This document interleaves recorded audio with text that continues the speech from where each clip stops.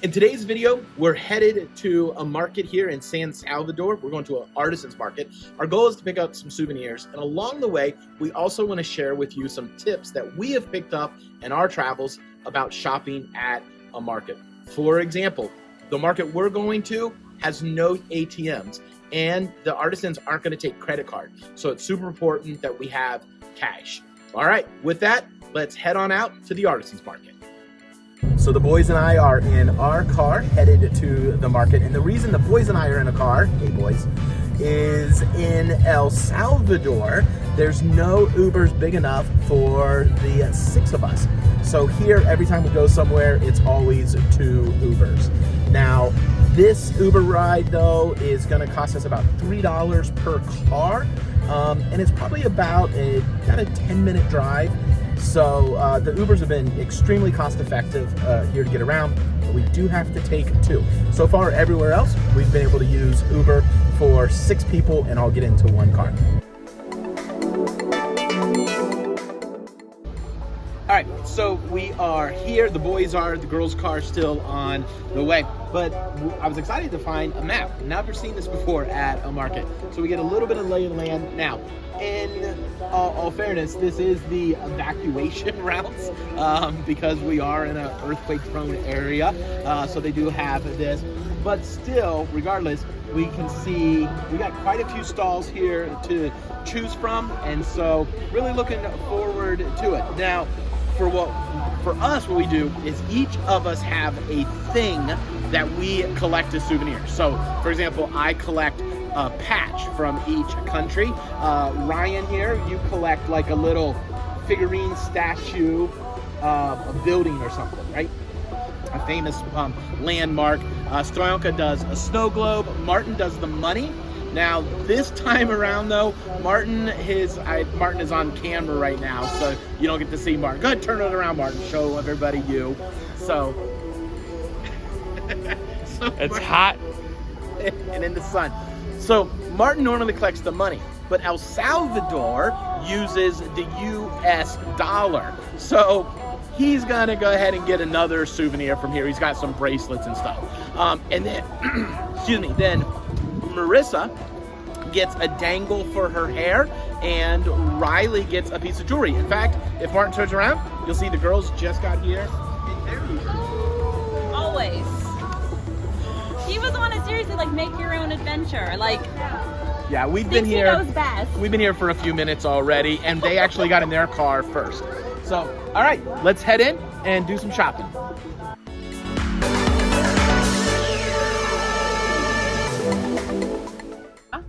$4.25? Okay. There you go, buddy. Where's your money? You want a heart? She said you want a heart there? Okay. It's $1. For the bracelet and the carving? Yeah. All right. That's cool. He's got a whole selection here. Now, the cool thing is, this is the only stall that I've seen out of the entire place that is unique. Yeah. Like, he's genuinely unique. This is he's the only one I've seen with this, the pots and pans, Oh, yeah.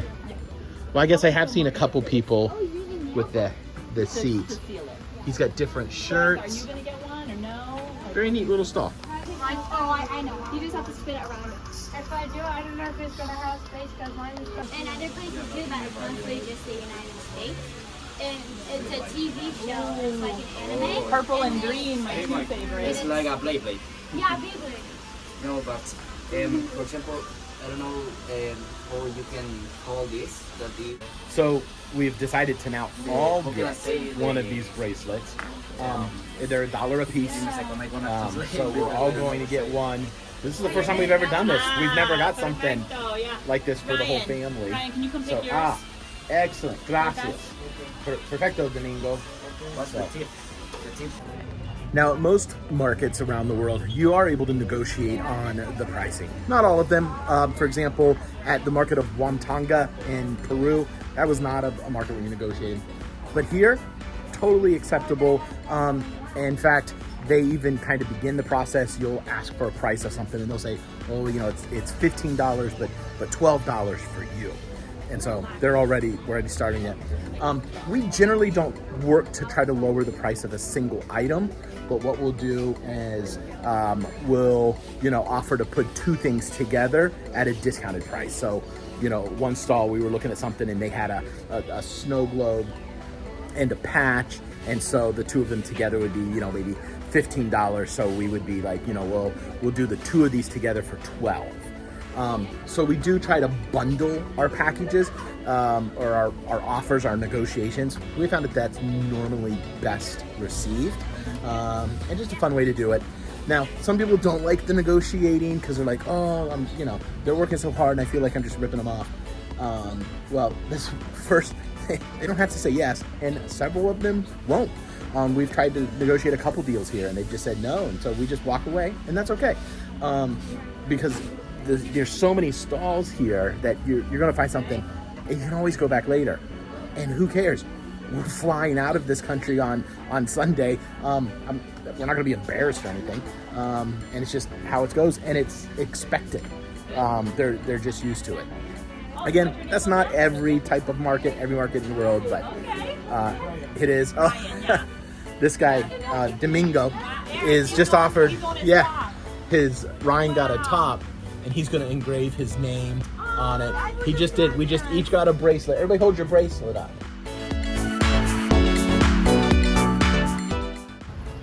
So the last tip I wanted to share about being at a market. Now this market wasn't so bad. It wasn't too crowded, but a lot of them really, really crowded. You gotta be super careful when it comes to pickpockets. Now again, this isn't just for markets. You gotta be mindful of this everywhere you're at. But markets are a place that are prone to pickpockets because they know you're walking around with a lot of cash. So for example, all of the pants I own have a zippered pocket, and so I always keep my wallet in there, keep it zip closed, and it's just one of the things that I have done to prevent getting pickpocketed as we're traveling around. So the cafeteria here is cash only. We brought $20 for souvenirs, and we have spent $19 on souvenirs, and so we're gonna head and walk out and go find someplace to eat some lunch. So this has nothing to do with being at a market, but I just thought of it. We are walking past this gas station, went in to use the ATM, get the kids a bottle of water. And one of the things that we learned when we rented a car here in El Salvador is every gas station, you don't pump your own gas. There's no self-serve. It's always an attendant. You don't have to tip them, but you can. So we would always tip a dollar or two. And in another place in El Salvador where you see people that you tip is at the grocery store. There's the baggers at the checkout line. None of them get paid a salary, is our understanding. They work solely on tips. So you always got to have an extra $1 or 50 cents in your pocket to pay the person that bags your groceries at the grocery store. So just a couple other quick tips about El Salvador. So we've stopped by the Monument of the Divine Savior of the World. So this statue represents the patron saint of the capital city, San Salvador. It is a statue of Jesus. He's the patron saint of the city. This monument actually fell over during the earthquake, I think of 2001. I'm not sure about that one, but it definitely fell over. The biggest question we have about this that we don't know is why Jesus was posing for the artist. What did they talk about? We may never know. So one of the things that we probably should have known that we didn't know before we came to El Salvador was the fact that we were living right beside a volcano.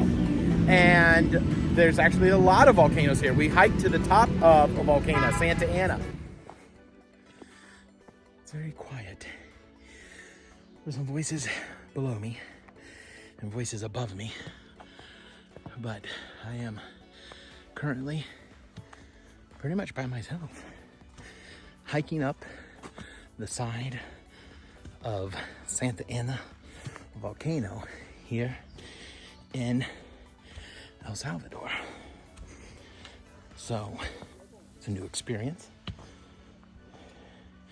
There's some voices down there. some voices up ahead. But I'm kind of in this middle area by myself. Kind of neat.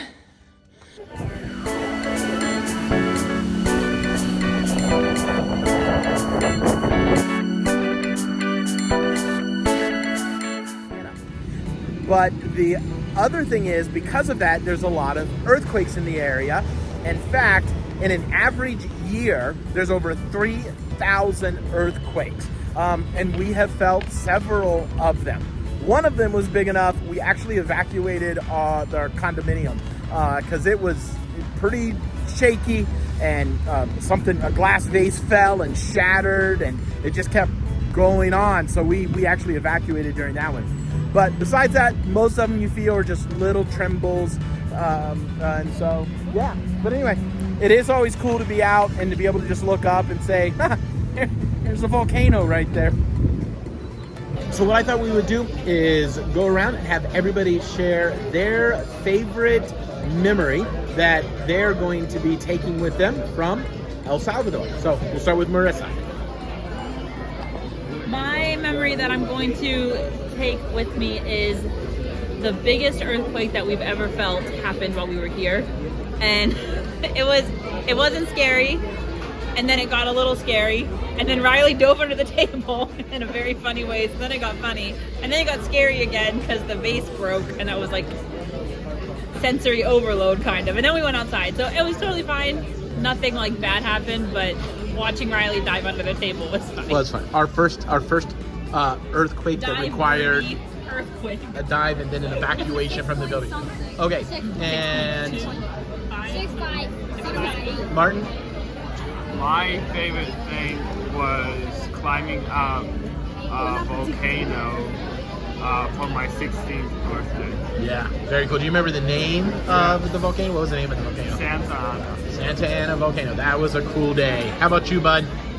I really liked Los Churros Water Park. The Los Churros water. Okay, fine.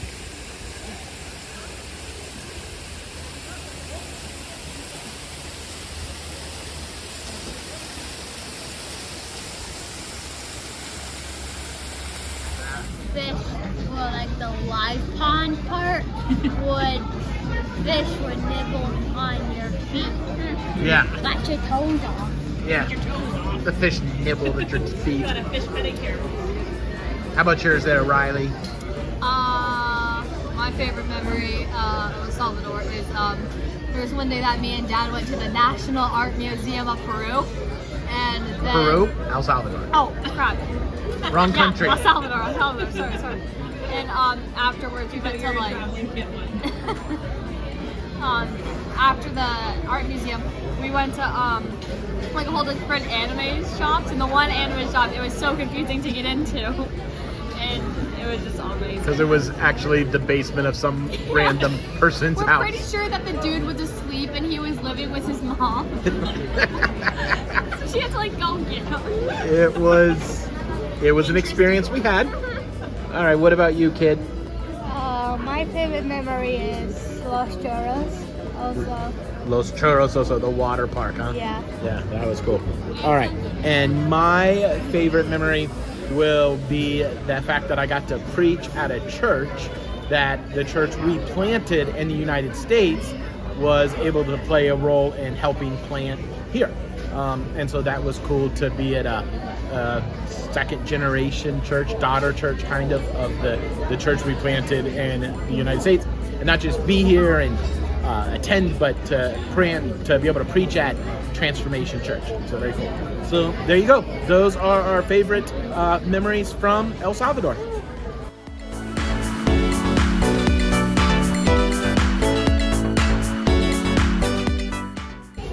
Okay, so we've stopped in Wendy's to have lunch, and the reason we chose Wendy's is because El Salvador is the only Central American country with Wendy's. All of the other Central American countries believe, because of the fact that she has red hair, that the food is actually being prepared by witches. But since El Salvador has the patron saint of Jesus Christ, they believe they're protected from that. So they are comfortable eating here.